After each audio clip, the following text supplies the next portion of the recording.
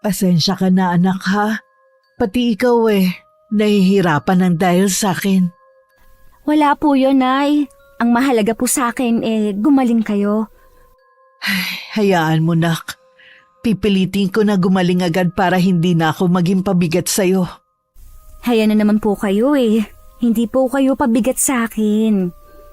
Hindi mo tuloy ma-enjoy ang pagiging buhay dalaga. Dapat sa edad mong yan Nagagawa mo na rin ang mga ginagawa ng mga kaedad mo. Mas gusto ko po na alagaan kayo kaysa magbulakbol gaya ng ginagawa ng kaedaran ko. Hindi ka ba naiinggit sa kanila na nagagawa nila ang mga bagay na gusto nilang gawin? Minsan po, pero gaya po ng lagi kong sinasabi sa inyo, kayo ang mas mahalaga sa akin. Hindi ang mga sinasabi ninyo na ginagawa ng ibang kaedaran ko. Napakaswerte ko talaga sa'yo. Bukod sa maganda na, napakabait mo pang anak. Si nanay talaga, ng bola pa. Totoo naman Sayang nga lang, maagang kinuha ang ama mo. Hindi na niya nasubaybayan ang paglaki mo. Kung nasaan man po ang itay ngayon, tiyak na lagi siyang nakasubaybay sa atin. Habang nag-uusap kami ng inay ng mga sandaling yun, patuloy ko namang hinihilot ang binti niya. Dinadaing kasi nito na namamanhid ito gawa ng malamig na panahon. May 1 buwan na rin mula nang maratay ang inay sa higaan. Habang nasa trabaho ito, tumawag sa akin ng amo niya at sinabing dinala si inay sa ospital. Nalaman ko na may sakit pala sa baga ang inay na kung hindi maaagapan ay pwedeng mauwi sa malalang komplikasyon. Isa pa sa pinoproblema ko ay hindi ako makapaghanap ng trabaho dahil walang mag-aasikaso sa kanya. Kailangan kasing nasa tamang oras ang pagpapainom ng gamot dito. Tumatanggap na lang ako ng labahin para mairaos namin ang pang-araw-araw na gastusin at pambili ng gamot niya. Isa pa sa pinoproblema ko ay ang malaking utang namin sa dating amo ng inay. Naniningil na rin kasi ang mga to. Pasensya na po talaga kayo, Ginang Abrasado. Gipit na gipit lang po talaga kami ngayon. Hindi pa po kasi gumagaling ang inay. Bago pa magkasakit ang inay mo, malaki na ang utang niya sa akin. Lalo pang nadagdagan nung magkasakit siya. Intindihin niyo naman, kailangan na rin namin ng pera. Gagawa po ako ng paraan para mabayaran namin kayo ng inay. Bigyan niyo pa po ako ng kaunting panahon. Sobra-sobra na nga ang palugit na ibinigay ko sa inyo Puro na lang pangako ang narinig ko sa inyo. Bakit hindi ka kasi maghanap ng trabaho para matulungan mo yung nanay mo sa pagbabayad ng utang sa amin? Bala ko naman pong maghanap ng trabaho kapag gumaling ang inay. Sa ngayon po kasi walang magbabantay sa kanya. Gaano ba kalala ang sakit ang nanay mo at hindi mo maiwan? Hirap po kasi siyang tumayo ng mag-isa. Kailangan po niya ng aalalay. Paano yan? Kailangan na rin namin yung perang hiniram ninyo. Bakit hindi ka lang mamasukan bilang kasambahay dito sa bahay namin?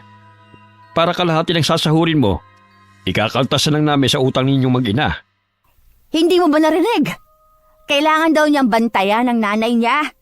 Paano siya magtatrabaho dito sa atin? Pwede naman siya pag-uwian araw-araw para may makasamang nanay niya sa gabi. Oh, narinig mo ang sinabi ng asawa ko? Ano, payag ka ba? Tatanungin ko pa po ang inay tungkol sa bagay na yan. Aba, parang kami pa ang pinagmamalakihan mo Kayo ito may malaking utang sa amin. Mabuti nga payag pa kami na bawasan na lamang sa magiging sahod mo ang utang nyo Oo naman, Sarah. Mabait pa nga kami sa lagay na to. Sasabihin ko po kay inay, pasensya na po kayo at hindi ako makapagdesisyon na mag-isa. Basta bumalik ka dito sa Makalawa para mag-umpisa ng magtrabaho. Dahil kung hindi, mapipilitan kami na ipapulis ang nanay mo. Alalahanin mo, may kasunduan kami ng inay mo at may pirma niya. Ikinagulat ko ang sinabi na yun ni Ginang Abrasado. Wala kasing nababanggit ang inay tungkol sa pinirmahan nito. Nang ipakita sa akin ng Ginang ang isang papel na may pirma ng aking ina, lalo ako nagulat sa nakitang malaking pagkakautang nito sa mag-asawa. Sa pagkakaalam ko kasi, hindi naman naaabot ng ganong kalaki ang utang nito. Dahil nung mga panahon na namamasukan pa ito bilang kasambahay ng mag-asawa, kalahati sa sahod nito ang kinakaltas. Pagdating sa bahay, agad kong binanggit ang tungkol sa utang na sinasabi ng mag-asawa. Ha? Ganon pa kalaki ang utang natin sa kanila? Sa pagkakaalam ko kasi maliit na lang eh. Iyon po kasi ang ipinakita sa akin ni Ginang Abrasado at may pirma po ninyo yon. Wala kasi ako natatandaan na pinapirmahan sa akin nung nandun ako sa kanila. Maniwala ka anak, hindi ko alam ang sinasabi nila. Naniniwala po ako sa inyo. Baka nilinlang nila kayo para lumaki ng ganoon ang utang natin. Patawarin mo ako anak. Lalo tuloy lumalaki ang problema natin. Wala naman po kayong kasalanan, Nay. Sila itong gustong makapanlamang sa kapwa nila. Napakalaki ng utang na dapat bayaran. Saan tayo kukuha ng malaking halaga? May sinabi po ang mag-asawa para unti-unti natin silang mabayaran. Binigyan ba nila tayo ng palugit? Hindi po, Nay. Gusto po nilang mamasukan ako sa kanila bilang kasambahay. Iyon ang gusto nila. Pero anak, hindi ka naman sanay mangamuhan sa ibang tao. Tsaka mahirap silang pakitunguhan. Wala po tayong pagpipilian. Kapag hindi po ako pumayag sa gusto nila, nagbanta sila nakakasuhan daw po kayo dahil sa utang nyo. Ayoko po kayong makulong, Nay. Samahan mo ko, Iha. Pakikiusapan ko sila na kung pwede. Bigyan nila tayo ng palugit. Kapag gumaling ako, papasok ulit akong kasambahay nila. Hindi ko na po kayo papayagan na magtrabaho pa sa kanila. Kaya nga po kayo nagkasakit dahil sa pamamasukan niyo sa kanila eh. Paano na ang utang natin? Papayag na po ako sa gusto nilang mag-asawa. Pero anak... Buo na po ang pasya ko, Nay. Hindi niyo na po mapagbabago pa ang isip ko. Alam ko na ayaw ng inay ang ideya na mamasukan ako bilang kasambahay sa dati niyang amo. Pero yun lang kasi ang naisip kong paraan para makabayad kami sa pagkakautang. Nangako naman si Ginang Abrasado na kapag nakadalawang taon ako sa kanila bilang kasambahay, buburahin na nito ang pagkakautang namin sa kanila. Ang pamilya Abrasado ay ang pinakamayaman sa lugar namin. Kilala sila bilang matulungin sa kapwa at marami rin silang mga proyekto para sa mga mahihirap. Nirerespeto sila ng lahat dahil sa mga kabutihan nilang ginagawa. Lingid sa mga tao, pakitang tao lamang ang ginagawa nila. Dahil gusto nilang pinupuri sila ng mga tao sa paligid nila. Lahat ng yun ay alam ng inay. Dahil sa ilang taon na paninilbihan sa pamilyang yon. Huwag mo na lang kaya ituloy ang pamamasukan mo sa mag-asawa. Nay, napag-usapan na po natin yan. Hindi mo kasi maiaalis sa akin na mag-alala. Uwian naman po ako eh. Para sa gabi po magkasama pa rin tayo. Yun na nga lang siguro ang pakonsuelo ko. Yung hindi ka dun titira. Huwag ka mag-alala, Nay. Malalampasan din natin to. Makakaraos din tayo sa utang natin sa kanila. Basta ang mga billing ko sa'yo ha, huwag mong kalilimutan. Para hindi ka magkaroon ng problema sa magiging amo mo. Opo, Nay. Tinandaan ko po lahat ng mga sinabi ninyo. Kinabukasan maaga palang gumayak na ako. Para sa unang araw ko bilang kasambahay sa mag-asawang Abrasado. Ibiniling ko na lang ang inay sa mabait na kapitbahay naming si Aling Nora. Habang patungo sa malaking bahay, hindi ko maiwasan na kabahan ng husto. Yun kasi ang unang beses na papasok ako bilang kasambahay. Makailang beses muna akong huminga na malalim bago diniinan ng doorbell na nasa tabi ng malaking gate. Si Ginang Abrasado mismo ang nagbukas ng gate para sa akin. Ngumiti ako sa kanya at bumate. Tinitigan lang niya ako mula ulo hanggang paa at saka sumenyas na pumasok na. Alumpihit naman akong sumunod sa kanya. Hindi ko maiwasan na mamangha sa ganda ng bahay nang pumasok ako. Ganon kasi ang nakikita ko sa palabas sa TV. Nung una kasi ako nagpunta ron, hanggang sa garden lang ako. Kanina pa kita hinihintay. Akala ko nga hindi ka na darating eh. Pasensya na po. Inasikaso ko pa po kasi ang inay bago ako umalis. Siguro naman, may alam ka sa gawaing bahay. Ang gusto ko ay lahat ng sulok ng bahay ay malinis. Madalas sa gabi ka lang magluluto dahil sa gabi lang kami nandito ng asawa ko. Siguro naman, marunong kang sumunod sa utos. Oho, senyora. Hindi naman po ako mahirap utusan. Mabuti naman kung ganon. Bueno, sa labas ka muna maglinis. Opo, senyora. Siya nga pala, Sarah. Kailangan bilisan mo ang kilos para marami kang magawa. Ayoko nang makupad sa trabaho. Opo. Akala ko nung una ay madali lang ang maging kasambahay sa isang malaking bahay. May 2 oras na akong nagwawalis. Hindi pa rin ako matapos-tapos sa ginagawa ko. Nang sa wakas makatapos ako, sinunod ko naman ang mga kwarto sa 2nd palapag. Pinalitan ko ang mga punda at kobre kama. Maging ang mga kortina sa bawat kwarto ay pinalitan ko rin gaya ng utos ni Ginang Abrasado. Mag-aalauna na ng hapon nang makatapos ako sa mga ginagawa ko sa 2nd palapag. Tsaka lang din ako inalok na kumain ng tanghalian ng amo kong babae. Mabilis lang din ako natapos kumain dahil meron pa siyang ipinapagawa sa sala at kusina. Kailangan ko daw yun matapos bago ako umuwi. Para akong binugbog nang makauwi ako sa bahay namin. Masakit ang buong katawan ko. Oh, kumusta naman ang unang araw mo sa malaking bahay? Ayos naman po, medyo nanibago lang po ako. Kapag hindi mo na kaya magsabi ka lang ha. Kaya ko po, Nay. Mabilis lang naman po ang 2 taon eh. Mabuti pa kumain ka na para maaga kang makapagpahinga. Kayo po, kumain na ba? Oo, bago umalis si Nora pinagluto niya tayo.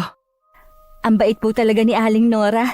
Buti na lang siya ang naging kapitbahay natin. Sinabi mo pa, hindi lang siya ang mabait, maging ang buong pamilya niya. Punta lang po ako sa kusina para kumain. Talagang hinihila na po ako ng antok eh. Kailangan ko rin po pala na maagang pumasok bukas. May 1 buwan na ako bilang kasambahay sa malaking bahay. Hindi rin ako nakatanggap ng sahod. Nagbago bigla ang isip ni Ginang Abrasado na pasahuran ako. Kahit kalahati man lang. Wala naman akong magawa dahil hawak niya kami sa leeg ng inay. Maliban sa pagiging istrikta at pagiging balidosa nito, wala naman akong problema. Dahil libre ang pagkain ko. Yun nga lang, laging sala sa oras. Naiilang lang ako tuwing nasa bahay si Ginoong Abrasado. Madalas ko kasi siyang mahuling nakatingin sa akin. Minsan naglilinis ako ng banyo sa taas. Mabubungaran ko siyang nasa labas. Basta na lang din siyang sumusulpot sa mga lugar kung saan ako naglilinis. Katulad na lang ng mga oras na yun. Bigla siyang sumulpot habang nagpupunas ako ng mga mueble sa sala ng bahay. Ang sipag mo naman, Sarah. Parang hindi ka napapagod sa dami ng ginagawa mo rito sa bahay ah. Kailangan po kasi para mabayaran ko ng utang namin ng inay sa inyo. Ako, huwag ka mag-alala. Kakausapin kong asawa ko na kung pwede, bigyan ka na kahit na magkano. Salamat po. Malaking bagay na po sa amin ang inay ang kaunting halaga na maiuwi ko. Siya nga pala. Nagmerienda ka na ba? Mabuti pa, sabayin mo muna ako. Naku, huwag na po.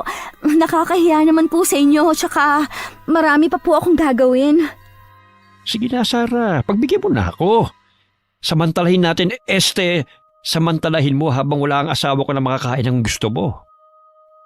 Dahil sa pagpupumilit nito, napilitan na rin akong saluhan siya. Sa totoo lang, kanina pa ako nagugutom. Madalas kasi sala ang pagkain ko. Dahil gusto muna ng asawa nito na matapos ko ang mga gawain bago ko kumain. Pagkatapos ko maubos ang 1 baso ng juice at isang sandwich na ginawa mismo nito, nagpaalam na ako na babalik sa ginagawa ko.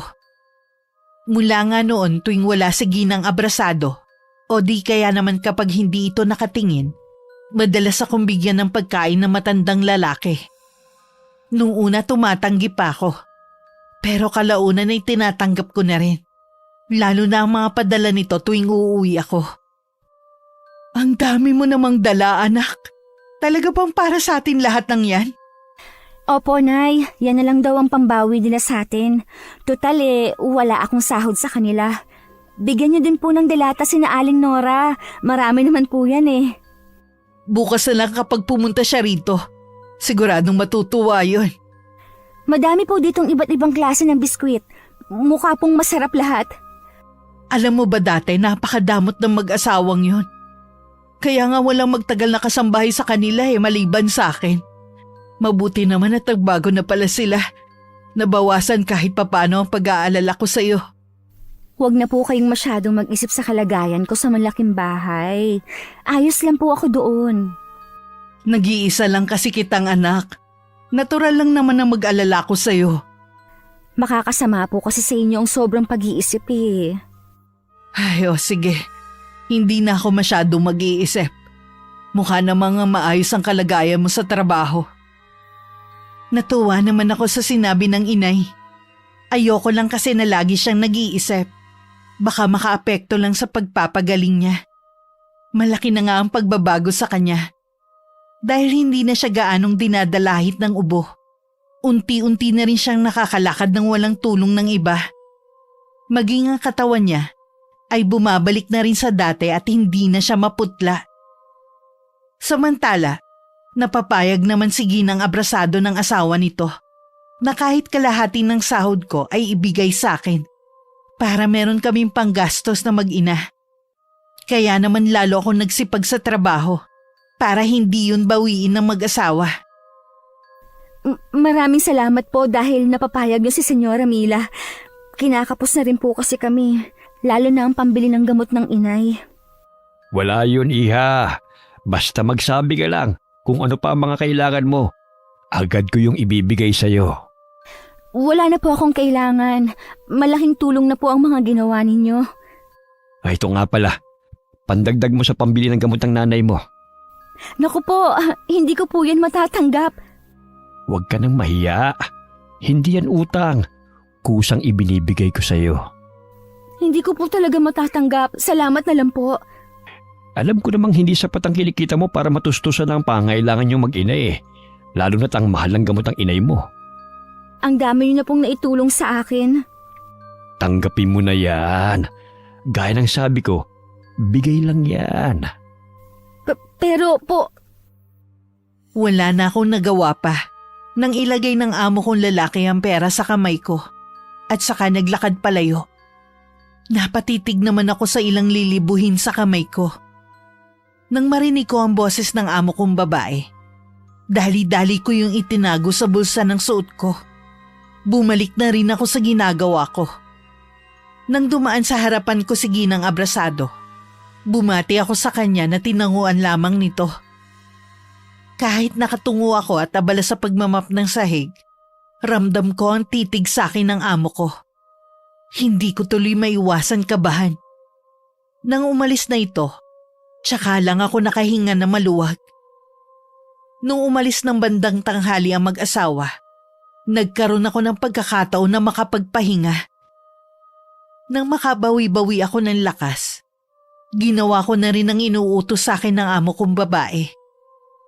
Ang huling ginawa ko, nagtapon ako ng basura sa labas ng gate. Hindi rin nagtagal ay dumating na rin ang mga amo ko. Malapit na rin tumilim kaya nagpaalam na akong uuwi. Bukas nga pala, agahan mo ulit at mamamalansya ka naman. Ipapalinis ko din pala ang attic. Matagal na kasi yung hindi nabibisita.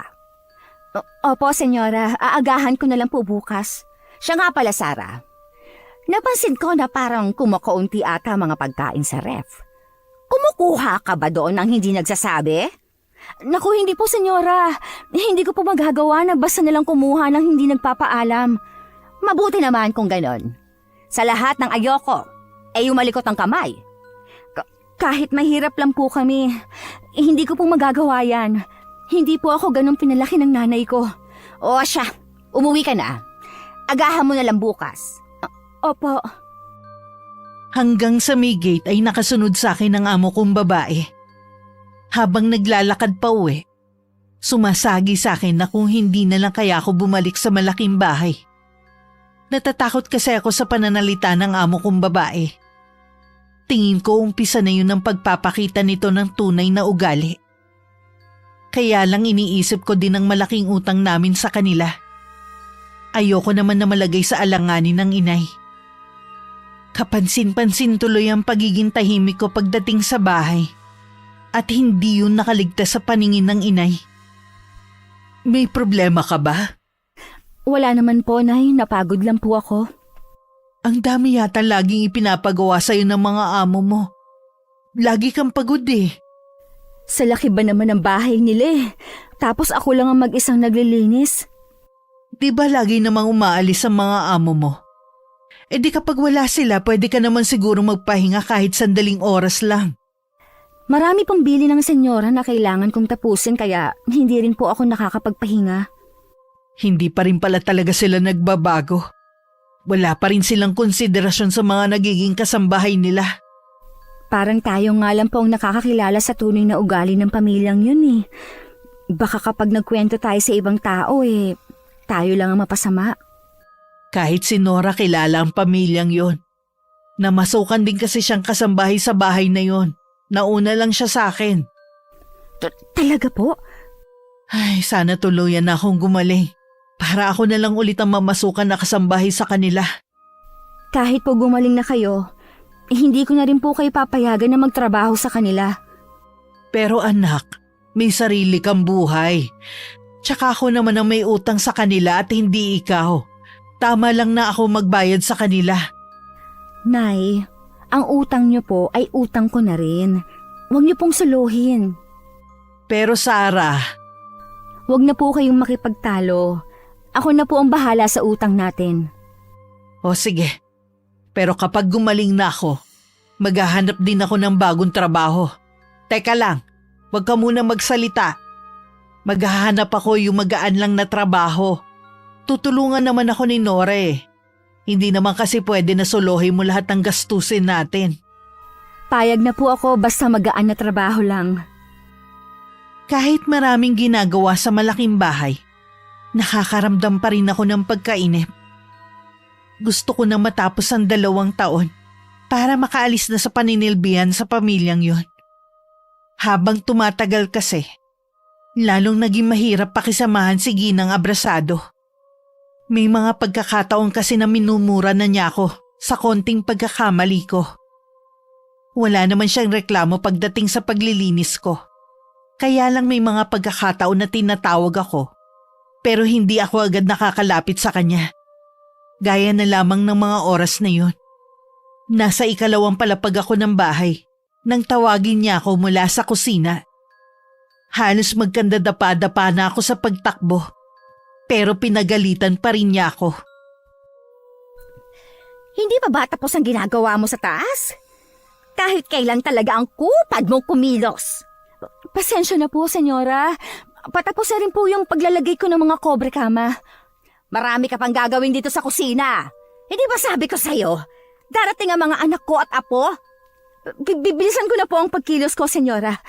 Dapat lang. Oh, ano pang yung tinatayo-tayo mo dyan?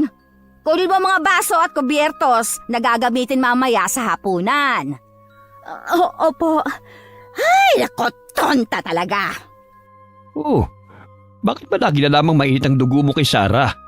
Wala namang masamang ginagawa yung tao eh. Anong wala?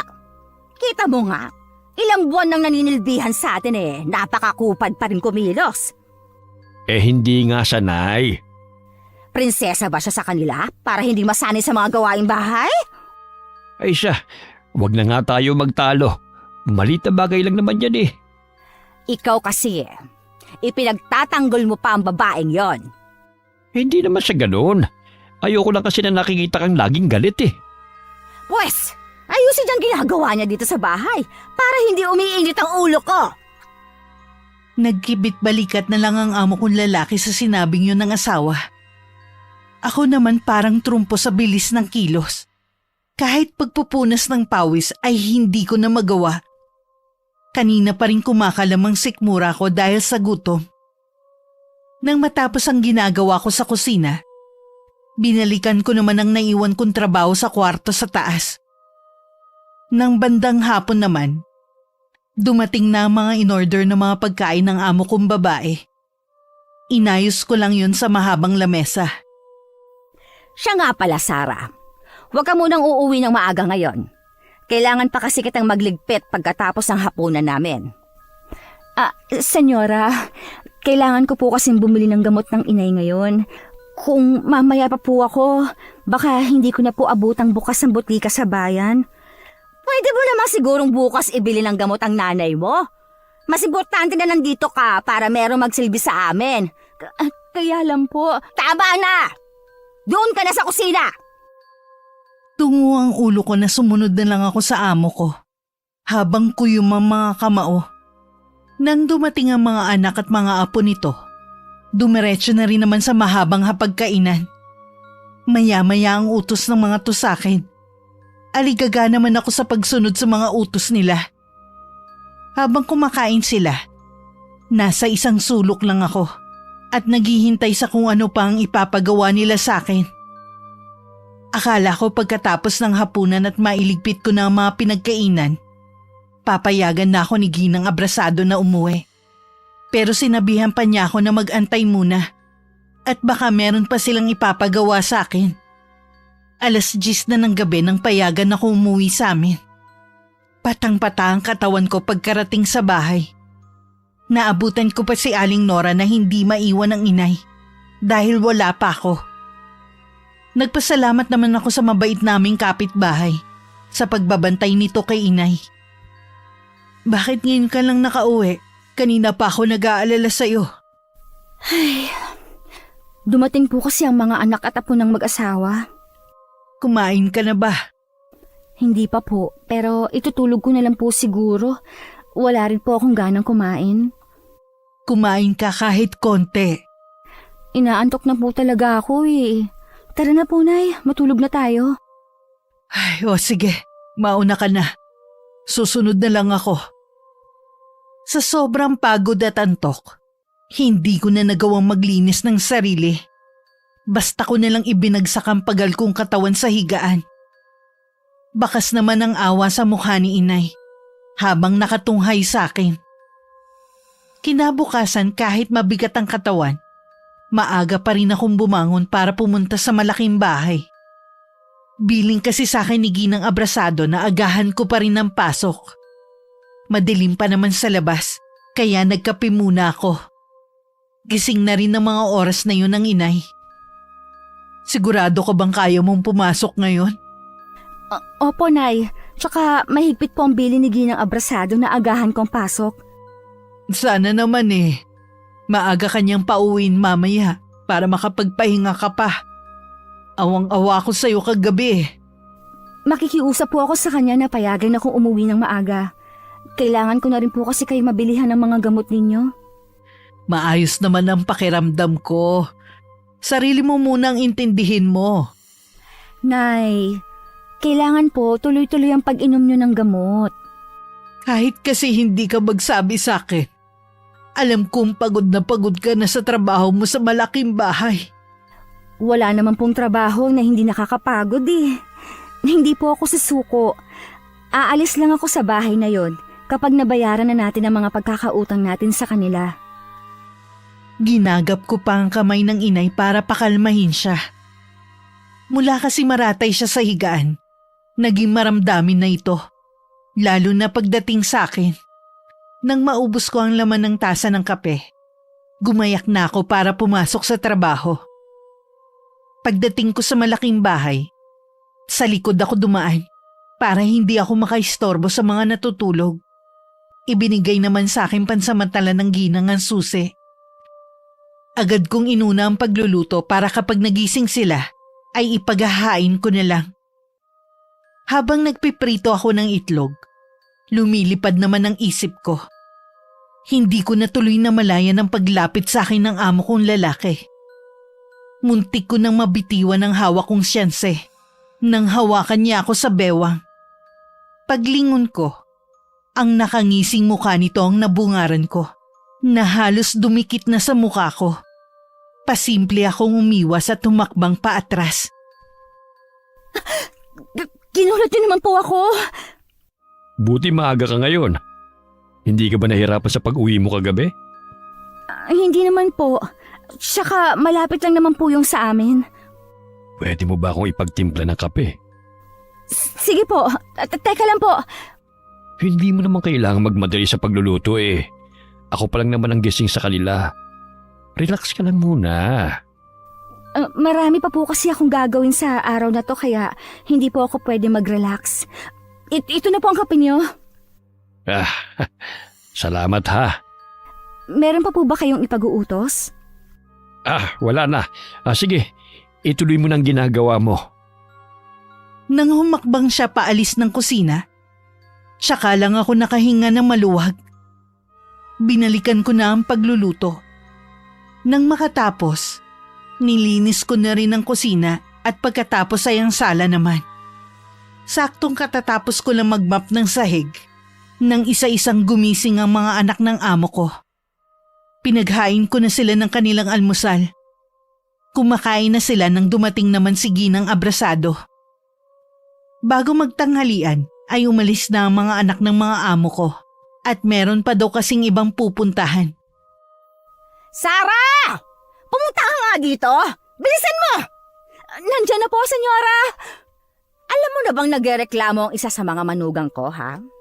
Hindi daw bagong laba ang kobre kama na pinagamit mo sa kanila. Ho, pinalitan ko po lahat ng sapin sa mga kwarto sa taas, gaya ng utos ninyo. Sinasabi mo bang sinungaling ang manugang ko at gumagawa lang ng kwento? Hindi naman po yun ang gusto kong sabihin. Baka naman kasi, hindi maayos ang pagkakalaba mo sa mga kobre kama. Maniwala po kayo, inayos ko po ang paglalaba ko. Sa susunod, ayusin mo ang trabaho mo dito. Baka gusto mong dagdagan ko ang 2 taon na paninilbihan mo dito. Huwag po, senyora. Maawa na po kayo. Aayusin ko po sa susunod. Ayoko na ulit na may maririnig na reklamo kapag nandito ang mga anak at asawa nila. Dahil kung hindi, mananagot ka sa akin. Opo, hindi na po mauulit ang nangyari. Habang tumatagal, hindi lang masasakit na salita at mura ang natatanggap ko sa amo kong babae. Nakakaranas na rin ako ng pisikal na pagmamaltrato dito. Lahat ng nangyayari sa akin sa malaking bahay na yun ay inilihim ko kay inay para hindi siya mag-alala sa akin. Kung gaano naman kalupit ang trato sa akin ng amo kong babae, kabaliktaran naman ng asawa nito. Palihim akong inaabutan ng pera, pandagdag sa pambili ng gamot ng inay. Nung una tinatanggihan ko. Pero kulang talaga ang pinapasahod ng asawa nito. Kaya napilitan na rin akong tanggapin ang tulong na ibinibigay nito sa akin. Baka po makarating kay Senyora Mila ang pagtulong ninyo sa akin. Ayoko pong magkaroon ng problema. Wala siyang pakialam sa binibigay ko sa'yo. Galing naman niya sa sarili kong bulse. At saka, ipapaalam ko ba sa kanya? Hindi po, kaya lang... Huwag ka nang mag-alala. Hindi malalaman ni Mila ang pagtulong ko sa'yo. Bakit niyo po ba ako tinutulungan? Naaawa kasi ako sa'yo eh. Naisip ko na hindi makatarungan ang ginagawa ng asawa ko sa'yo. Sadya talagang malupit yun sa mga nagiging kasambahay namin eh. Ngayon ko lang po napagtanto na mas mabait kayo sa asawa niyo. Oo naman. Mas mabait talaga ako sa kanya. Kaya sana sa susunod na magbibigay ako sa'yo. Huwag ka na maraming tanong. Huwag mo na ring tatanggihan, ha? Opo, hindi na po ulit ako magtatanong. Dahil sa kaabalahan ko sa malaking bahay, hindi ko na namalayan na 1 taon na pala akong naninilbihan sa mag-asawa. Mula din noon, hindi na nagbago ang trato sa akin ni Ginang Abrasado. Mas bumigat din ang mga trabahong pinapagawa niya sa akin. Magaling na rin ang mga panahon na yun ng inay. Bagamat patuloy pa rin siya sa pag-inom ng mga gamot na reseta sa kanya ng doktor. Gusto na nga niyang magtrabaho pero mariin ko yung tinutulan. Hindi na rin kasi bumalik sa dati ang lakas nito. At napapansin ko pa na madali na siyang mahapo. Lingid sa akin tumatanggap ng labahin at plansyahin ng inay. Dahil na rin sa kagustuhan niyang makatulong sa akin sa gastusin sa bahay. Pag uwi ko sa bahay, ganun na lang ang gulat ko sa ibinalita ni Aling Nora na nawalan di umano ito ng malay habang namamlansya. Doon ko nalaman na tumatanggap pala ang inay ng ekstrang trabaho. Nay naman, hindi ba sabi ko wag muna kayong magkikilos? Tumanggap pa talaga kayo ng labahin at plansyahin sa ibang tao. Patawarin mo ko, anak. Nahihiya na talaga ako sa iyo eh. Alam ko pagod ka na. Napapagod nga po ako pero hindi ako nagrereklamo. Alam niyo bang nagagalit ako kasi ang tigas ng ulo niyo? Hindi ko naman sinasadya na maging pabigat naman sa iyo eh. Hindi po kayo pabigat sa akin. Mahal ko kayo kaya ako nagagalit. Gusto ko pong ingatan ninyo ang sarili niyo. Dadalawa na nga lang po tayo. Tapos parang gusto pa ninyo akong iwan na agad mag-isa. Hindi naman kita iiwan agad. Alam ko kailangan mo pa ng isang ina. Pangako ko sa'yo, mag-iingat na ako sa susunod. Mag-iipon lang po ako para pwede kayo makapagtinda dito sa bahay. Naiintindihan ko naman po na naiinip na rin kayo. Isa na rin yun sa dahilan. Hindi kasi ako sanay na nasa bahay lang at walang ginagawa. Magagawa niyo rin po ang gusto niyo kapag tuluyan na kayong gumaling. Para hindi po kayo mainip, pwede naman po kayong mangapit bahay kina Aling Nora. Minsan kasi nahihiya na rin ako sa kanila. Baka nakakaabala na ako sa kanila eh. Marami naman po kayong pwedeng gawin dito sa bahay. Huwag lang po kayong tatanggap ng ekstrang labahin at plansyahin. Marami pa akong ibinilin at paulit-ulit na paalala sa kanya. Puro tango naman ang isinagot niya sa akin. Nagbilin rin ako kay Aling Nora. Nasabihin sa akin kapag may ginawa na naman ang inay para mapagod ito. Sa malaking bahay naman, ilang araw na akong hindi komportable. Hayagan na kasi ang pagpapakita ng amo kong lalaki na gusto niya ako. Hanggat maaari umiiwas ako dahil ayoko makapagbitaw ako ng masasamang salita.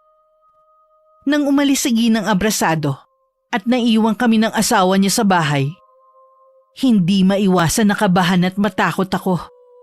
Kaya ang ginawa ko, sa kwarto sa taas na lang ako naglinis, habang nasa ibaba naman ang amo kong lalaki. Ganun na lang ang gulat ko, nang biglang bumukas ang pinto at iniluwano ng amo kong lalaki. Nakangisi ito, at punong-puno ng pagnanasa ang mga matang nakatingin sa akin. May kailangan po ba kayo sa akin? Napapansin ko na ilang araw mo na akong iniiwasan eh. Ito ba ba igaganti mo sa akin? Ha? Pagkatapos ng mga paboray binibigay ko sa'yo? Malinaw niyo pong sinabi na hindi kayo naghihintay ng kapalit sa mga ibinigay niyo sa akin. Naniwala ka naman. Sinong tanga magbibigay ng walang hinihintay na kapalit? Huwag po kayong lalapit. Hindi ako magdadalawang isip na ihampas sa inyo ang hawak kong walis tambo. Hindi mo magagawa yan, Sarah. Nandito ka sa pamamahay ko. Magagawa ko! Kaya wag niyo akong susubukan! Bakit hindi natin pag-usapan ang bagay na ito? Sabihin mo kung ano pa ang mga gusto mo. Agad kong ibibigay sa'yo. Tutulungan pa kita para makaahon kayo sa kahirapan ng nanay mo. At anong magiging kapalit ng mga yan? Gusto kong pagbigyan mo ko sa gusto ko. Lalaki ako at may pangangailangan na hindi na kayang ibigay ng asawa ko. Hindi ka naman siguro ganun ka-inosente para hindi maintindihan ang gusto kong sabihin.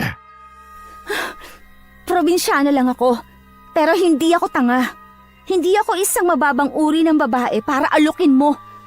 Bakit hindi ka nalang pumunta sa mga bahay aliwan? Maraming babae doon. Ikaw ang gusto ko at hindi ang mga babaeng yun. Pwes, hindi ako papayag. Kahit ibigay mo pa sa akin ang buong yaman mo. Matigas ka ha? Sinabi na huwag kang lalapit! Diyan ka lang! Dahil kung hindi, sisigaw ako! Sa tingin mo, sino makakarinig sa'yo ha? Tayong dalawa lamang ang nandito. Mamaya pa darating ang asawa ko. Mukhang mali kayo ng inaakala. Biglang namutla ang mukha ng amo kong lalaki nang marinig namin ng kotseng ginamit ng asawa nito. Natataranta pa itong inayos ang damit na hindi nakabotones. Iniwanan pa niya ako ng nagbabantang tingin. Parang nauupos na kandila na napasalampak na lang ako sa sahig. Napatutup pa ako sa sarili kong bibig sa impit na iyak na kumawala sa akin. Hinamig ko muna ang sarili ko bago ko lumabas ng kwartong yun at humarap kay Ginang abrasado.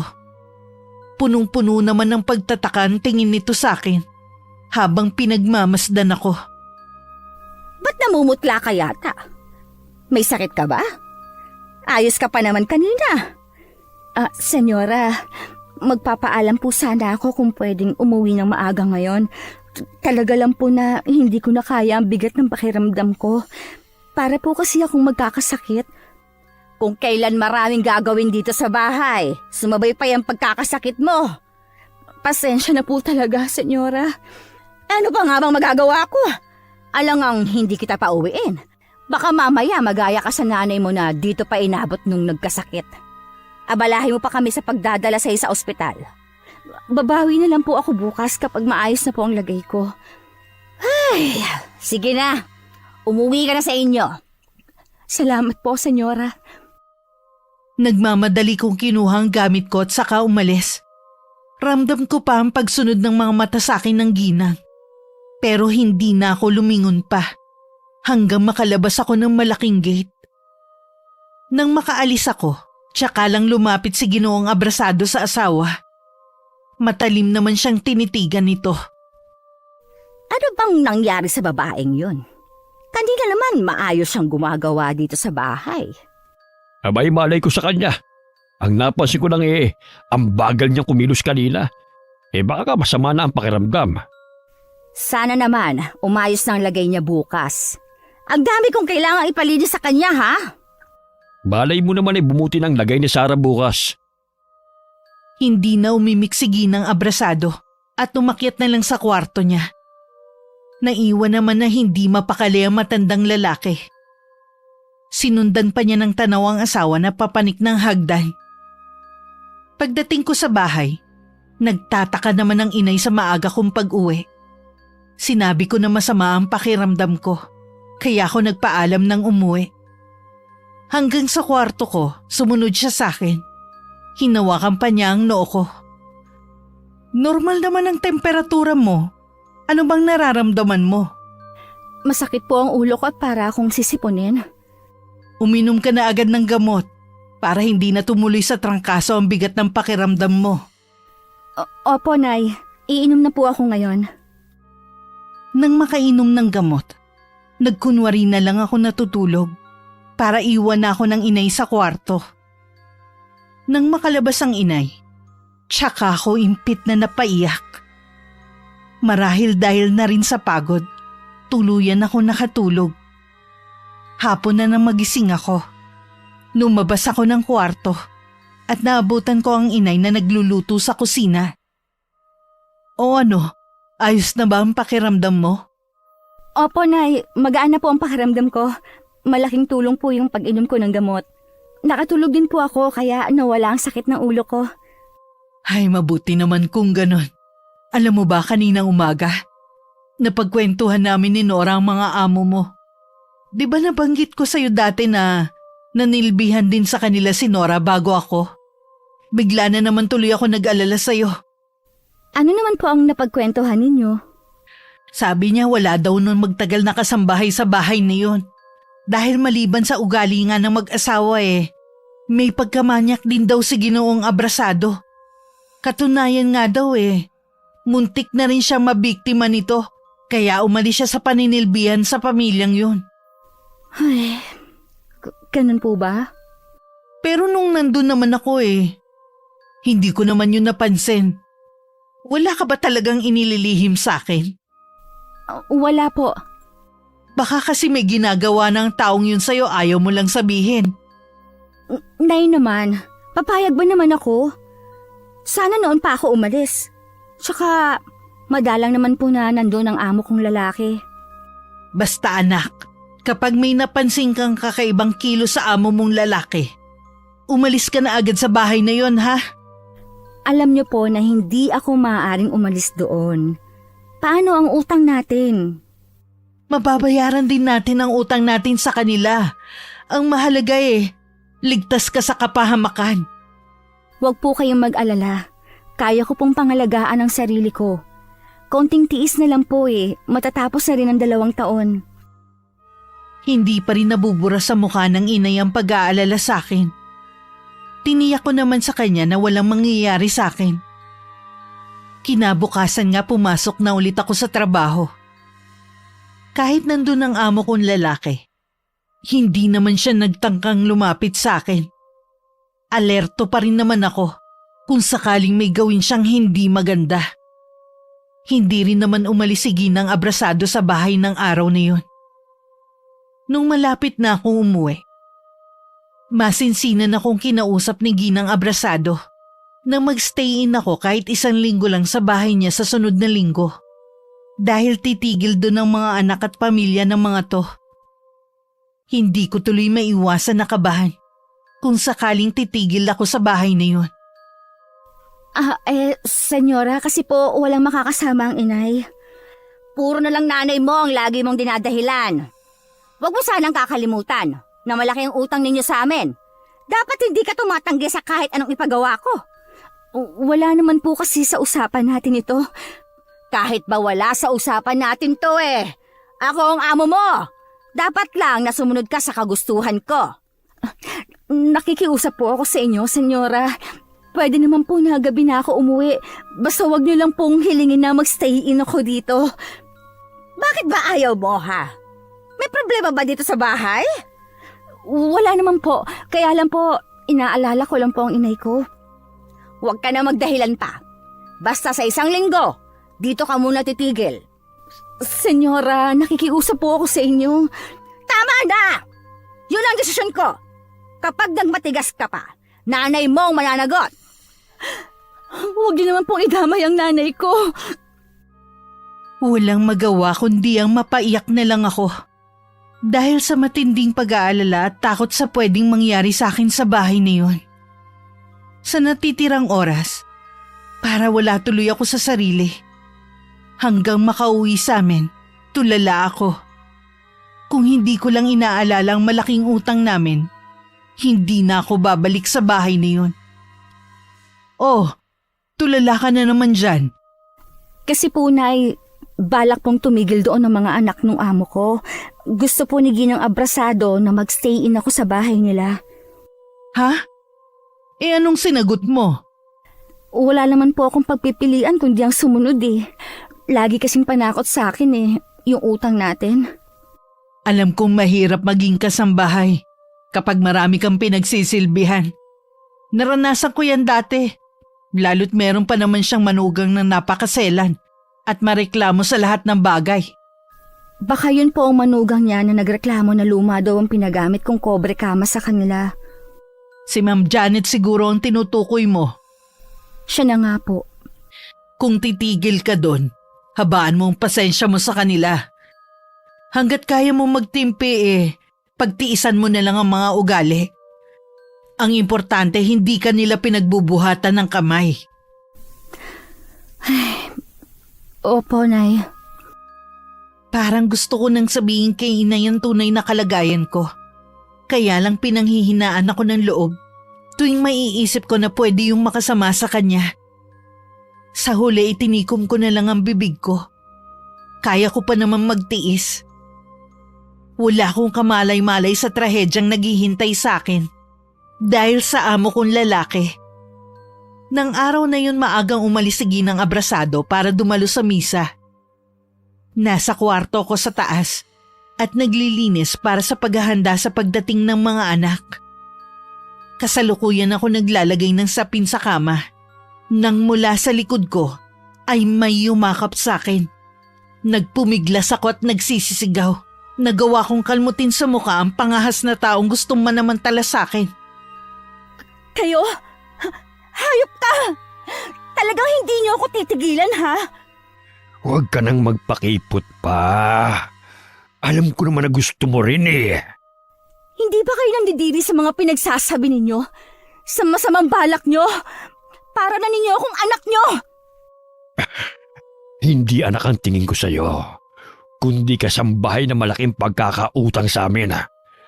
Marami na akong naibigay sa'yo, kaya tama lamang na ibigay mong pangangailangan ko.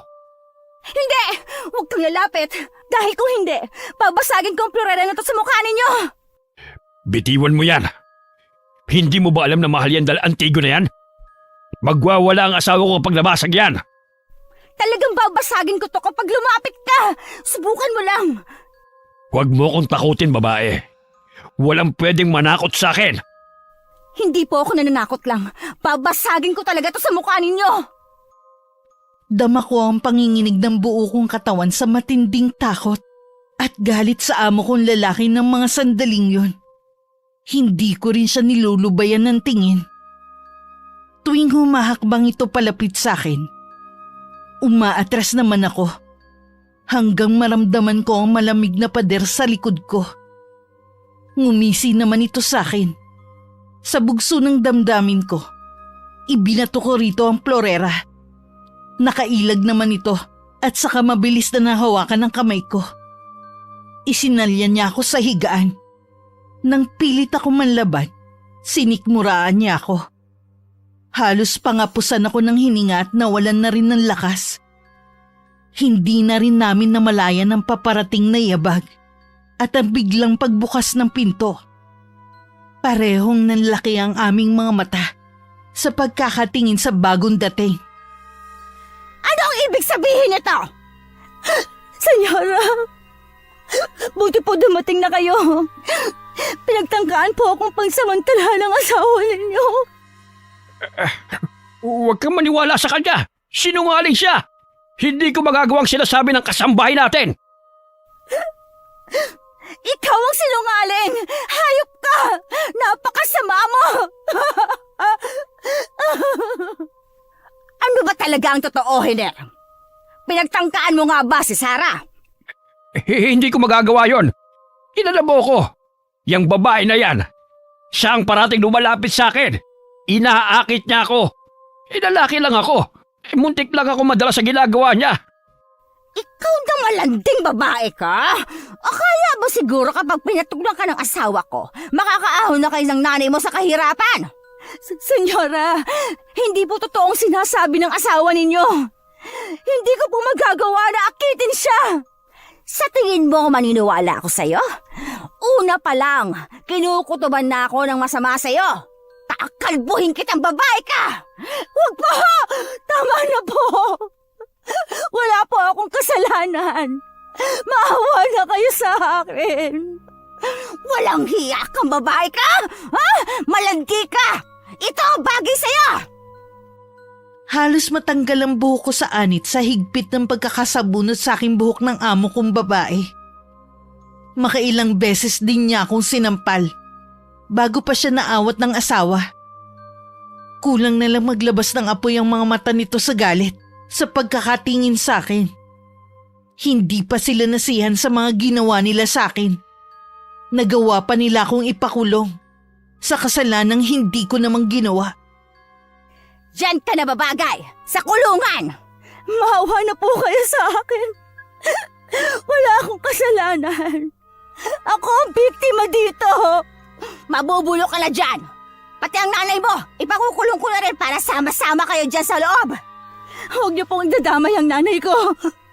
Wala siya kasalanan. Bakit hindi? Malaki pa rin ang pagkakautang sa akin ng nanay mo. Nakalimutan mo na ba? Nagmamakaawa po ako sa inyo. Huwag niyo na pong idamay ang nanay ko. Sana, naisip mo yan bago mo inakit ang asawa ko. Wala ka talagang delikadesa. Sa mismong bahay ko pa talaga. Hindi nga po yan totoo. Kahit kailan, hindi ko magagawa ang bagay na yan. Hindi ganyan ang pagpapalaki sa akin ng inay. Iniwanan pa ako ng nanguuyam na tingin bago ko iwan ni Ginang abrasado. Walang nagawa ang pagmamakaawa ko sa kanya. Napahagulgol na lang ako habang nakahawak sa rehas. Hindi ko alam kung gaano nakatagal akong umiiyak nang dumating ang inay at si Aling Nora. Baka sa kanila ang hindi pagkapaniwala na makikita nila ako sa lugar na yon. Inay. Sarah, ano bang nangyari? Bakit humantong sa pagkakakulong sa'yo? Ako po ang totoong biktima dito, Nay. Pinagbintangan lang nila ako sa kasalanan na hindi ko naman ginawa. Naniniwala ako sa'yo. Alam kong wala kang ginagawang masama. Patawad po, Nay. Hindi ako nagtapat sa inyo na minamaltrato nila akong mag-asawa. Ilang beses rin po akong pinagtangkaan na pagsamantalahan ni Ginoong Abrasado. Patawarin mo ko, anak. Sana hindi kita pinayagan. Wala ka sana sa ganitong sitwasyon. Kasalanan ko ang lahat ng to. Wala po kayong kasalanan, Nay. Gagawa ako ng paraan para makalabas ka dito. Hindi ako papayag na magtagal ka rito. Nang magpaalam ang inay na may kailangan lang kausapin, halos ayokong bitiwan ng kamay niya. Si Aling Nora ang umayos para makalabas ako pansamantala sa kulungan. Sa huli, inurong na rin ng mag-asawang abrasado ang reklamo laban sa akin. Kumalat din ng balita tungkol sa nangyari. Dahil kilala ang mag-asawa sa mga kabutihan at kawang gawa, mas nasa kanila ang simpatsya ng mga tao. Samantalang ako na tunay na biktima, puro panlilibakan na tanggap ko sa mga tao. Para maiwasan ang pag-usapan, mas pinili ko na lang na wag nang lumabas ng bahay.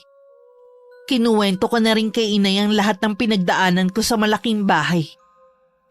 Gaganti tayo sa kaapihang dinanas mo dahil sa kanila.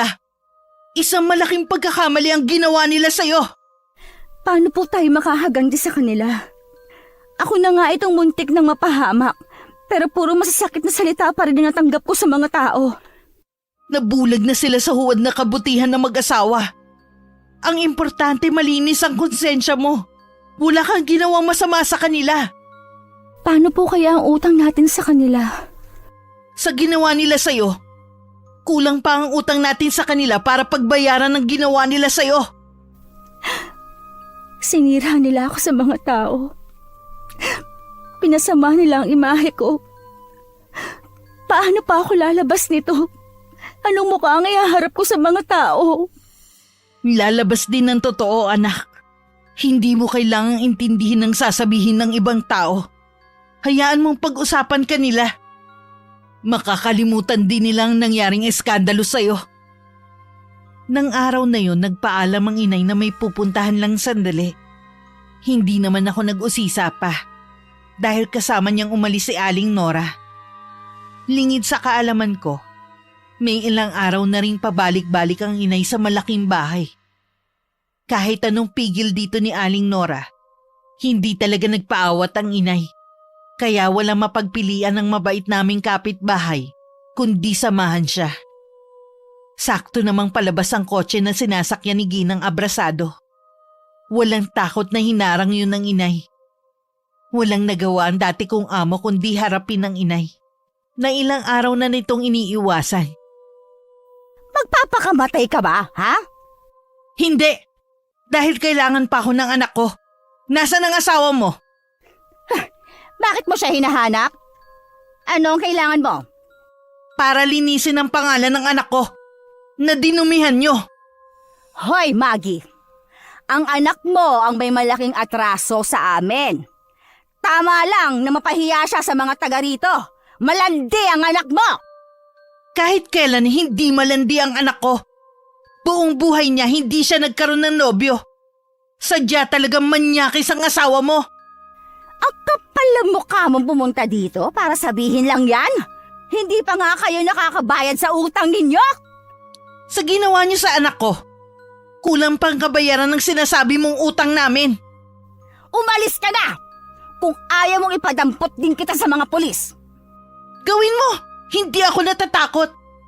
Matapang ka, ha? Tingnan natin. Pagbabayaran niyo ang ginawa niyong to sa anak ko. Muli niyong ginising ang bahagi ng pagkatao ko na matagal ko nang ibinaon sa limot.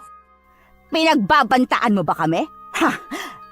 Ano ang magagawa ng isang pobre at sakitin na katulad mo laban sa amin? Maghintay ka lang. Malalaman mo din kung anong kaya kong gawin na minamaliit mo. Gumuhit pa ang imbing ngiti sa labi ng inay bago sila umalis sa lugar na yon. Wala namang maunawaan si Aling Nora kaya hindi na lang ito nagtanong pa. Si Ginang Abrasado naman, biglang nangilabot sa ngiting yon ng inay. Hindi na lang niya itinuloy ang planong pag-alis. Muli na lang siyang pumasok sa loob ng bahay. Nagtataka naman ang kanyang asawa kung bakit siya bumalik. May nakalimutan ka ba?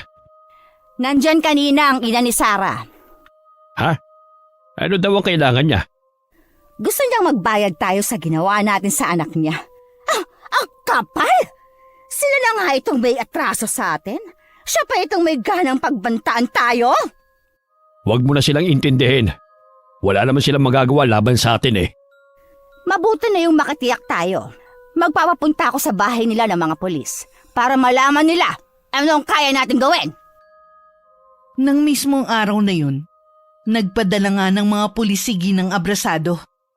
Pero wala silang nadatnan sa bahay namin. Mahihinuha sa itsura pa lang ng bahay ay matagal nang walang nakatira. Sira-sira na kasi ang dingding, bubungan at nababalutan na ng mga agiw ang loob. Wala naman tagaron na makapagturo kung saan kami lumipat dahil wala naman talagang nakakaalam. Labis yun pinagtakhan ng mag-asawa, lalo na ng amo kong lalaki. Lingid kasi sa asawa nito. Pagkatapos kong makalaya, pinasubaybayan pa niya ang buhay naming mag-ina. Nung isang araw lang, inireport sa kanya ng taong inutusan niya na nandun pa rin kami sa bahay namin at hindi umaalis. Malimit lang daw ako makita sa balkonahe at nakatanaw sa kawalan. Imposible naman na wala na sila roon at matagal na kamong walang nakatira sa bahay nila. Yun ang sabi ng pulis. Dapat pala, hindi ko na pinalabas ng kulungan ng babaeng yon. Sana, hindi ako nakinig sa pakiusap mo. Mabuti na rin na umalis na sila sa lugar na ito para hindi na tayo guluhin pa ng nanay ni Sarah. Mula nang huli kaming nagkaharap ni Maggie, hindi na mawala-walang nararamdaman kong pangingilabot. Para bang may gagawin siyang hindi maganda sa atin. Ano naman ang magagawa ng mag-inang yon? Tayo ang maimpluwensya sa lugar na ito. Wala silang magagawa laban sa atin. Alalahanin mo, mas matinding maningil ang karma. Wag mong sabihin na kukonsensya ka na dahil sa ginawa mong pagmamaltrato kay Sarah. Maging ang panggigipit mo sa kanilang mag-ina. Alam naman kasi natin na hindi naman ganun kalaki ang kanilang utang eh. Eh ikaw, hindi ka ba nakukonsensya sa ginawa mo sa babaeng yon, ha? Dahil sa kamanyakan mo, inilagay mo siya sa kahihiyan. Huwag na nga natin pag-usapan ang bagay na ito. Wala na ang mag-ina. Kaya kalimutan na natin ang nangyari. Bakit ka umiiwas? Kasi, totoong akusasyon sa'yo ni Sarah. Umiwas lang ng tingin ng dati kong among lalaki. Noon pa batid na ni Ginang Abrasado ang ugaling yun ng asawa. Kaya kahit alam niyang nagsasabi ako ng totoo, mas kinampihan pa rin niya to. Samantala sa bago naming tinitirhan, ay kahit papano may kapayapaan ako nararamdaman. Walang nakakaalam sa mga bago naming kapitbahay ang tungkol sa totoong nangyari sa akin. Pagtitinda ng gulay ang ikinabubuhay namin sa kasalukuyan. Kahit papano ay nakakaraos naman kami. Akala ko noon kapag umalis kami sa dati naming tinitirhan, ay tuluyan ko nang makakalimutan ang bangungot na nangyari sa akin. Pero tuwing gabi, lagi pa rin akong nananaginip ng masama at nauuwi sa pag-iyak. Hindi naman lingid yun sa aking ina na nagpupuyos pa rin ng kalooban dahil sa nangyari sa akin. Kaya buo na ang pasya niya na gumante sa mga taong yun. Ano po ang gagawin ninyo, Nay? Bakit maraming kandilang nakasindi? Magsasagawa ako ng ritual Ritual? Para saan? para sa gagawin kong kulam. May alam kayo tungkol sa kulam? Oo, pero matagal ko na yung kinalimutan. Pero sa sobrang pang-aapi na ginawa nila sa'yo, kaya tama lang na gumante ko sa kanila. Pero Nay, masama po ang mangulam. Baka po bumalik sa inyong gagawin nyo. Mga taong maitim ang budhi lamang ang kinukulam ko. Kaya hindi babalik sa akin ang gagawin ko sa kanila. Patawarin niyo ako, Nay. Dahil sa akin, babalik na naman kayo sa dati ninyong ginagawa. Wala kang kasalanan kaya wag mong sisihin ang sarili mo. Nanay mo ko. Natural lang na ipaghiganti ko ang nangyari sa'yo. Sa mga katulad nating mahirap, hindi natin makakamtan ng hustisya kung hindi tayo mismo ang gagante. Kaya lang, Nay. Baka makasama sa kalusugan ninyo ang gagawin niyo. Huwag kang mag-alala sa akin. Magaling naman ako. Kaya hayaan mo na ako sa gusto kong gawin. Napatango lang ako kay inay. May bahagi ko ang tumututol sa gusto niyang gawin. Pero meron din naman ang sumasang-ayon na gumante sa mag-asawang yon. Habang nagsasagawa ng ritual ang aking ina, pinapanood ko siya. Sa bawat inuusal niyang Latin na salita, habang nakaharap sa mga nakasinding kandila, tila yun kusang nakakabisa ng utak ko. Siguro dahil anak ako, madali para sa aking matutunan ang ginagawa ng inay.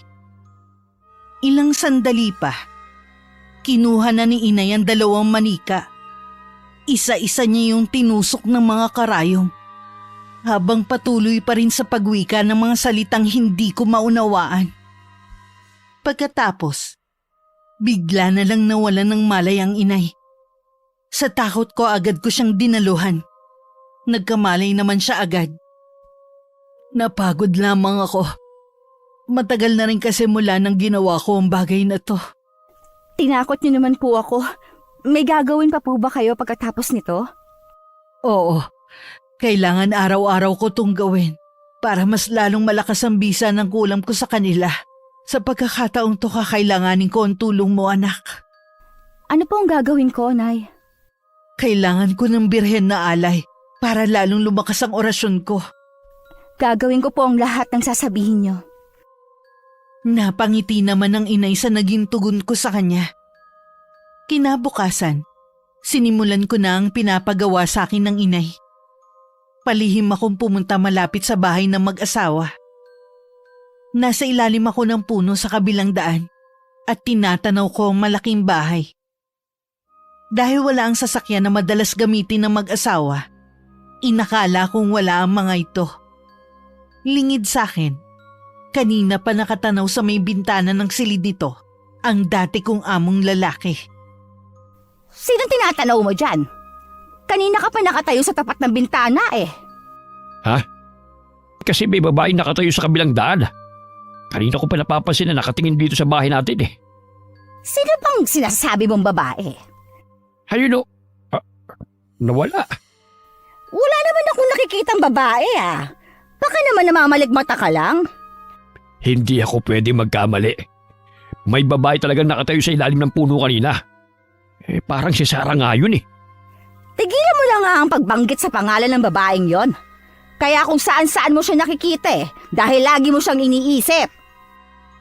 Hindi na nakaimik ang lalaki sa tinura na yun ng dati kong among babae. Sinulyapan pa niya ang lugar kung saan niya ako nakitang nakatayo. Nang mga sumunod na araw, lagi pa rin akong nakikita ni Ginoong Abrasado. Minsan nakatayo ako sa may gate. Kung noong mga nakaraan, hindi niya maaninag ang mukha ko. Sa pagkakataong yun, hinayaan kong makita niya ang mukha ko. Dahil sa pag-aakalang dala lamang ako ng mapaglaro niyang imahinasyon, labis ang takot na nananahan dito. Iniisip niya na baka binabagabag na siya ng konsensya. Wala siyang kamalay-malay tuwing nakikita niya ako.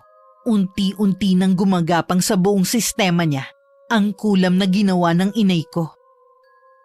Madalas balisa siya at natutulala na lamang sa isang tabi. Katulad ng mga sandaling yun. Nakatingin lamang siya sa labas ng bintana. Ano bang nangyayari sa'yo? Ilang araw ko nang napapansin na lagi kang tulala. Gusto mo bang magpatingin tayo sa doktor? Wala akong sakit. Isa pa sa napansin ko sa'yo. Hindi ka natutulog sa gabi. Tingnan mo, ang laki na ibinagsak ng katawan mo. Lagi kasi ako nananaginip ng masama. Kaya parang ayoko nang matulog sa gabi. Ano bang napapanaginipan mo? Sa panaginip ko, hinahabol daw ako ng 2 dambuhalang aso. Inaatake nila ako sa panaginip ko. Ay, panaginip lang yon. Huwag mo masyadong dibdibin. Hindi, Mila. Totoong inaatake nila ako sa panaginip ko. Kinakagat nila ako sa iba't ibang parte ng katawan ko. Tignan mo itong mga to. Diyos ko! Anong mga kagat na yan? Nagigising na lamang ako sa hating gabi na may kagatan ng aso ang katawan ko. Kailangan natin mapatignan yan. Baka mamaya ma-infection pa ang mga sugat mo. Nang araw na yon, dinala ng matandang babae ang asawa nito sa ospital. Ngunit ganun na lang ang pagkamangha nila. Dahil biglang naglaho ang mga sugat sa katawan ng asawa. Naging palaisipan yun sa kanila kung ano bang klaseng kababalaghan ng nangyayari. Patuloy naman sa pag-atake sa panaginip ng matandang lalaki ang mga dambuhalang aso. Kahit sa muka, meron na rin siyang mga kagat. Hanggang maratay na siya sa higaan. Ilang doktor na rin ang tumingin dito pero iisa ang resulta. Walang makitang diferensya rito. Ipinatawag na rin ni Ginang Abrasado ang mga anak para humingi ng tulong sa kung ano ang maaari nilang gawin. Maski ang mga anak nagtataka kung saan nakuha ng kanilang ama ang mga kagat na yun ng aso. Hanggang isang gabi, dahil sa puyat ng mga nakaraang araw, nakatulugan ni Ginang Abrasado ang pagbabantay sa asawa. Nagisnan na lang niya ito na naliligo sa sariling dugo at luwa pang isang mata dahil sa matinding kagat na ginawa dito. Naging balita sa buong lugar ang biglaang pagkamatay ni Ginoong Abrasado, lalo na ang paraan ng pagkamatay nito. Maraming nagsasabing isa raw yun uri ng kulam. Nakarating naman sa aming mag-ina ang nangyari sa matandang lalaki. Sa wakas, naipaghiganti na rin kita sa taong yun. Nakakakilabot ang usapan ng mga tao sa paraan ng pagkamatay niya. Paano po si Senyora Mila? Ano pong balak niyo sa kanya? Tama lang yun sa kanya. Unti-unting kamatayan na maging parusa sa kanya. Susunod na rin siya sa kanyang asawa. Hindi rin siya makakaligtas sa galit ko. Madalas ko pa rin nakikita ang inay na nagsasagawa ng ritual sa gabi. Pero hindi na ako kasama sa kanyang mga plano. Hindi ko alam kung anong klaseng parusa ang inihanda niya para kay Ginang Abrasado. Kahit alam kong masama ang ginagawa nito, naisip ko na tama lang yun sa mga taong yun. Minsan sa paglalako ng panindang gulay, dumaan sa tabi ko ang sasakyan ng senyora at hinintuan pa ako. Akmang aalis na ako nang tawagin niya ako.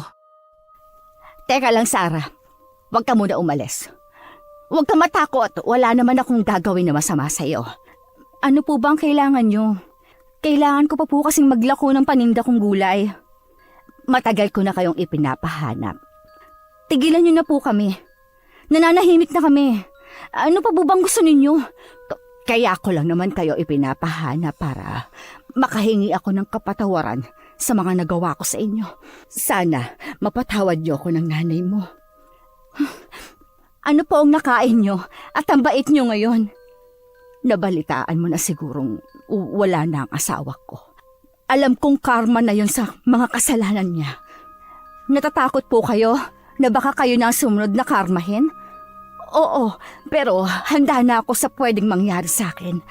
Gusto ko lang makahingi ng kapatawaran sa inyo ng inay mo para na rin sa ikatatahimik ng buhay ko. Masakit po sa akin ang ginawa nyo, pero hindi po ako nagtatanim ng galit sa kapwa ko. Pero hindi po ang inay, sana makausap mo siya na sana mapatawad niya ako.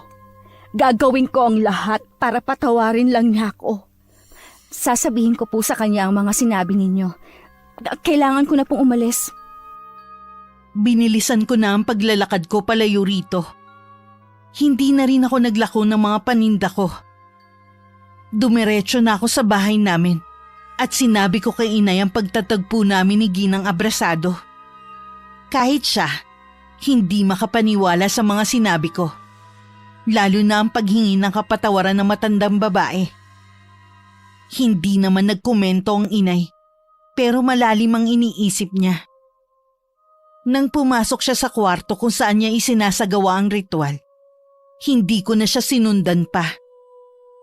Lingid sa amin, dahil sa kawalan ng pag-asa, at unti-unti na rin nauubos ang kayamanan dahil sa sakit na bigla na lang dumapo rito. Napilitan ng humingi ng tulong si Ginang Abrasado sa isang albularyo. Doon niya napag-alaman na may kumukulam sa kanya. Ang tanging makakapagligtas sa kanya ay kapatawaran na ibibigay ng taong nagawa niya ng masama. Kami lang ang naisip niya na pwedeng gumawa nun sa kanya. Kaya naman pinahanap niya kaming mag-ina at sakto namang namataan niya akong naglalako ng mga gulay. Nang sabihin niya yun sa albularyo, ang tanging sinabi nito ay maghintay na lamang sila kung tatanggapin ba namin ang paghingi niya ng kapatawaran. Ngunit 1 linggo na ang nakakalipas. Lalo pa ring lumala ang sakit ni Ginang Abrasado. Nangibabaw na rin ang takot nito na baka hindi nga namin siya magawang patawarin. Nakita ko na nagsasagawa muli ng ritual ang aking ina ng gabing yun. Batid ko na hindi nito pinatawad si Ginang Abrasado. Ibig po bang sabihin yan, hindi niyo na po patatawarin si Senyora Mila? Hindi. Dahil alam kong hindi naman siya sincero sa paghingi niya ng kapatawaran. Nay, nawalan na po siya ng asawa at nabalitaan ko rin na unti-unti na rin nawawala ang kanilang kabuhayan. Sa tingin niyo, hindi pa sapat na kaparusahan yun? Hindi pa. Dapat sa kanya mamatay din katulad ng asawa niya. Pero Nay... Lumabas ka na rito. Kailangan ko nang ituloy ang ginagawa ko. Wala akong magawa kundi iwan ng inay. Isa sa napansin ko ang pagbabago sa ugali ng inay mula nang bumalik siya sa pangungulam. Hindi na siya malambing sa akin at hindi na rin ngumingiti. Para siyang laging aburido, lalo na kapag kinakapos kami sa pera. Nang sumunod na araw, nabalitaan ko na namatay na rin si Ginang Abrasado. Isang misteryosong sakit ni umano ang dumapo rito. Nakarating din yun sa kaalaman ng aking ina. At dinig ko ang pagtawa niya dahil sa nangyari sa dati kong amo. Akala ko pagkatapos ng nangyari kay Ginang Abrasado, titigil na rin ang inay sa ginagawa niya. Pero nagkamali ako ng akala. Itinuloy pa rin ng inay ang ginagawang pangungulam. Ito na ang ginawa niyang hanap buhay. Mariin ko yung tinutulan, pero buo na ang kanyang desisyon. Dahil doon, nagrebelde ako at umalis sa bahay namin. Namuhay akong mag-isa at malayo sa kanya. Pagkatapos ng 2 taon, isang masamang balita ang nakarating sa akin. Namatay ang aking ina dahil sa atake sa puso. Pero sa kaloob-looban ko, alam ko na karma na rin yun sa mga ginawa niya. Pagkatapos ng libing, itinago ko ang mga kagamitan niya sa pangungulam. Tila merong bumubulong sa akin na ituloy ko ang ginagawa ng aking ina. Pilit ko yun nilalabanan dahil ayokong maging instrumento para makapanakit ng kapwa. Naging sandata ko ang panalangin para hindi man naigambulong sa aking isipan. Nasundan ng yapak ng aking ina. Sa kasalukuyan, may maayos akong trabaho at mag-isa pa ring namumuhay. Wakas. Pasensya ka na anak ha.